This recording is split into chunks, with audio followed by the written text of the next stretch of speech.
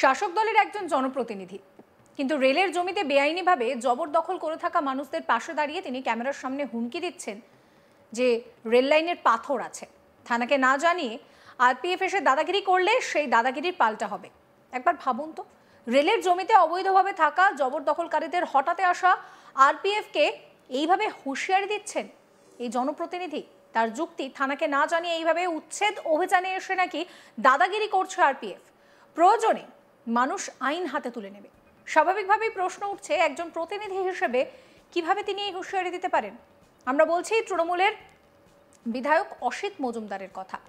জানা গিয়েছে রেলের জায়গায় অবৈধভাবে বসবাসকারীদের উচ্ছেদ করছে রেল। সেই মর্মে হুগলি স্টেশন রেল লাইন সংলগ্ন কালীতলা এলাকায় 14 দিনের নোটিশ দিয়ে জায়গা খালি করে দিতে বলা হয়। মঙ্গলবার 11 নভেম্বর সকালে চুঁচুড়ার বিধায়ক অসিত মজুমদার সেই এলাকা পরিদর্শনে যান। তিনি অভিযোগ করেন ওই এলাকা রবীন্দ্রনগর ফাঁড়ি এবং চুঁচুড়া থানার অধীনে, কিন্তু থানা বা ফাঁড়ির কাউকে না জানিয়ে আরপিএফ ওই এলাকায় ঢুকছে। আরপিএফ দাদাগিরি করছে বলে হুঁশিয়ারি দিয়েছেন তিনি। এরপর বিধায়ক বলছেন যে থানাকে না জানিয়ে আরপিএফ এসে যদি দাদাগিরি করে তাহলে দাদাগিরির পাল্টা হবে।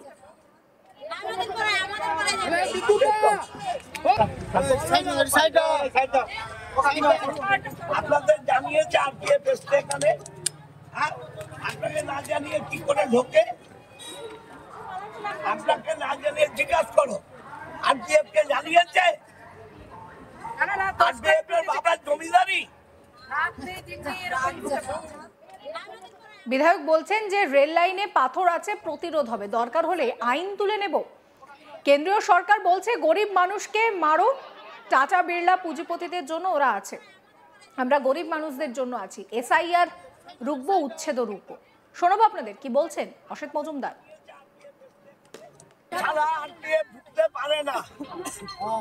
আমার এখানে দুটো পিপি আছে, একটা থানা আছে।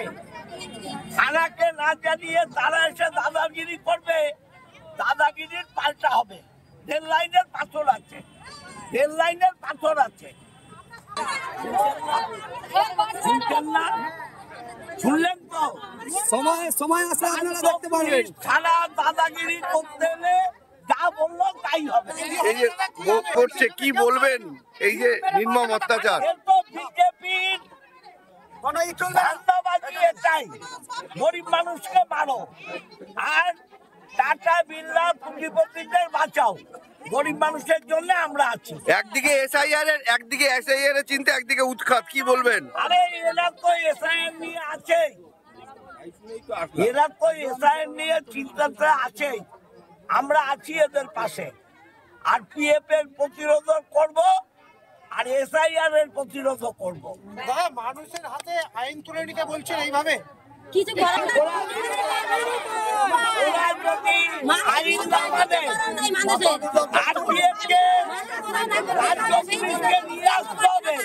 রাজ্য পুলিশ ছাড়া আরপিএফ এর প্রতিরোধ হবে। দাদা, আপনি তো জনপ্রতিনিধি, এইভাবে যদি মানুষকে বলেন, মানুষ যদি কোনো কারণে তুলে নেয় আইন, তখন কি আইন তুলে নেবে?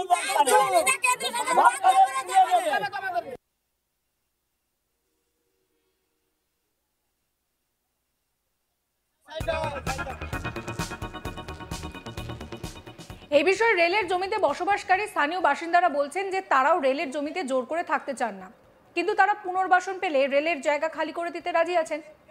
1 নভেম্বর নোটিশ দিতে এসে 14 তারিখ এলাকা খালি করে দিতে বলছে আরপিএফ। কত পরীক্ষার্থীর পরীক্ষা চলছে, এটা কি সম্ভব? কি বলছেন স্থানীয় বাসিন্দা, শোনাবো। সমস্যা আমাদের এখানে 1 তারিখে নোটিশ দিয়ে গেছে, নোটিশ দিয়েতে বলে 14 তারিখে ভেঙে দেবে। তো পরশু দিন এসছে, কালকে এসছে, আসার পরে বলছে যে তোমাদেরকে 13 তারিখে খালি করো। কারা এসেছিল? আরপিএফ। নাহলে 14 তারিখে পুরো বুলডোজার দিয়ে উড়িয়ে দেবো। এবার বর্তমান সময়ে সব বাচ্চাদের পরীক্ষা চলছে, এমনকি যারা মাধ্যমিক দিচ্ছে তাদেরও পরীক্ষা কম বেশি চলছে। আর এই সময় যদি ভেঙে দেয়, সেই বাচ্চাদের লাইফগুলো কি হবে? সেই লাইফ কি রেল পুলিশ দায়িত্ব নেবে? এখানে কত বসতি আছে? এখানে বসতি আছে আমাদের এই পাড়াতে না হলো 300 মতন আছে। 300 ভাড়া নিয়ে। আচ্ছা, আপনারা কি চাইছেন? এলাকা ছেড়ে দিতে? আমরা চাইছি এলাকা ছেড়ে যাব, ঠিক আছে, কিন্তু আমাদের আগে একটা সময় দিতে হবে, অথবা আমাদের খাস জায়গা থেকে পাট্টা থেকে দিয়ে দিক, আমরা এখানে ছেড়ে দেবো। আমরা কি এখানে সুখে আছি? রেলপাড়িকে সুখে থাকে? রেলের ঝাঁকানি ফাঁকানি শুনে সমস্ত কিছু বলতে অসুবিধাতেই আছে। তো সেই জিনিসটা আমাদের পুনর্বাসন করে দিক, আমরা চলে যাচ্ছি। রেলের অত্যাচার নিয়ে তো আমরা পাচ্ছি না থাকতে, আতঙ্কের মধ্যে আছি। কিছুদিন আগে ভেঙে গেল, বছর খানেক আগে সাইড কেটে কুটে রাস্তা করে গেল। এটা তো রেলের জমি, আপনারা তো সেটা জানেন, সে জেনে বুঝেই এখানে আছে, সেটা তো অবৈধ। আপনাদেরকে নোটিশ দিলে আপনাদেরকে ছাড়তে হবে। অবৈধ বলে তো প্রশ্ন না, প্রশ্ন হচ্ছে এইখানে আমরা আমার জন্ম এখানে, যাতে আমরা অবৈধ না বৈধ সেটা তো আমরা দেখতে যাবো না। আমরা দেখতে যাচ্ছি যে জিনিসটা এখানে আমরা রয়েছি, আমরা তো ছেড়ে যেতে পারলে, সময় দিলে আপনারা ছেড়ে দেবেন, ছেড়ে যেতে পারলে বাঁচি। আপনাদেরকে শোনাবো আর এক স্থানীয় বাসিন্দা শিবানী কুলু কি বলছেন। তখন আমি বললাম স্যার আমরা তো বাচ্চা কাচ্চা লেখাপড়া সব কিছু আছে, অঙ্গনারী স্কুলে ছোট ছোট বাচ্চারা পড়ছে।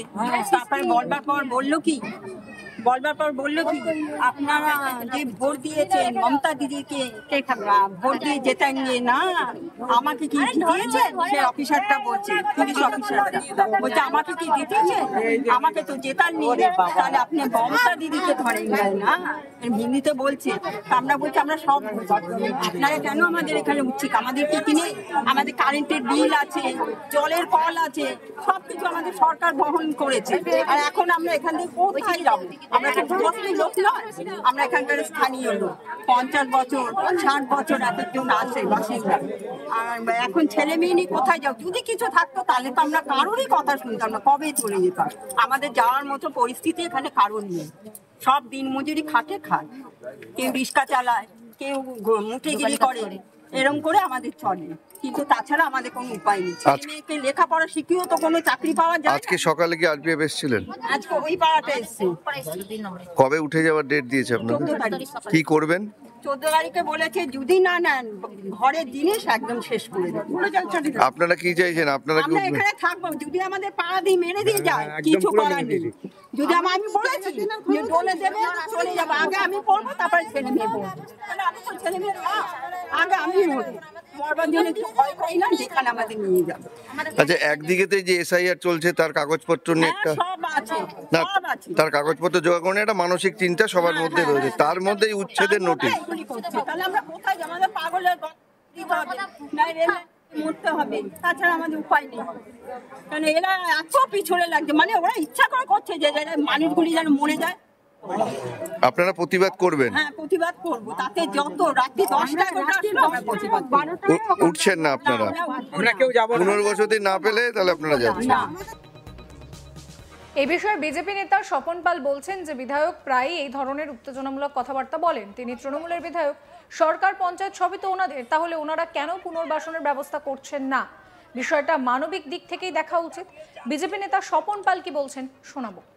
দেখুন, বিধায়ক সবসময় এরকম উত্তেজিত কথাবার্তা বলে আরও জলঘোলা করে, যেটা করা কখনোই একজন বিধায়কের পক্ষে উচিত নয়। তা সত্ত্বেও যেহেতু তৃণমূলের বিধায়ক তাই সবসময় এরকম আচরণ করে, ব্যান্ডেলও দেখে যেরকম করেছে। কিন্তু বিষয়টা আমি শুনলাম খুবই মানবিক দৃষ্টিকোণ থেকে দেখা উচিত, কারণ অনেক গরিব মানুষ যারা দিনমজুরের কাজ করে খেটে খাওয়া মানুষ, তাদের এখন এরকম একটা অবস্থা হলে তারা কোথায় যাবে? সমস্ত খবরের আপডেটের জন্য আপনাদের নজর থাকুক আজ তাক বাংলায়। চ্যানেলটিকে সাবস্ক্রাইব করবেন, নোটিফিকেশন পেতে বেল আইকনে ক্লিক করবেন, ফলো করতে ভুলবেন না আজ তাক বাংলার হোয়াটসঅ্যাপ চ্যানেলও।